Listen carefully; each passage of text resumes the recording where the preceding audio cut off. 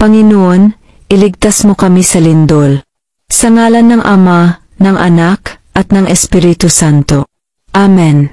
Panginoong Diyos na makapangyarihan sa lahat, lumikha ng langit, lupa, at buong sanlibutan. Lumalapit kami sa iyo na may kababaang loob at buong pagtitiwala. Sa gitna ng pagyanig ng lupa, sa takot at pangambang dulot ng lindol, ikaw po ang aming kanlungan at sandigan. Panginoon, iligtas mo po kami sa sakuna.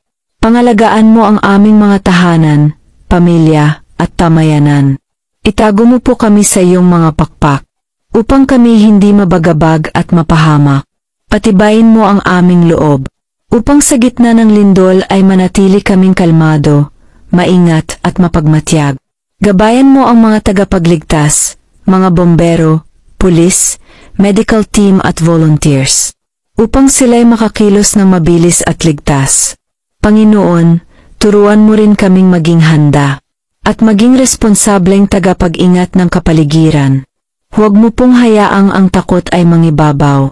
Bagkus, pagibayuhin mo ang aming pananampalataya sa iyo. Sa oras ng sakuna, ikaw ang aming sandigan. Sa oras ng panganib, ikaw ang aming kaligtasan. Sa iyo kami nagtitiwala, Panginoon ng buhay at pag-asa.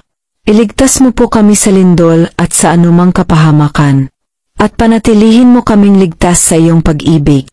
Ito po ang aming panalangin, sa ngalan ni Jesus. Amen.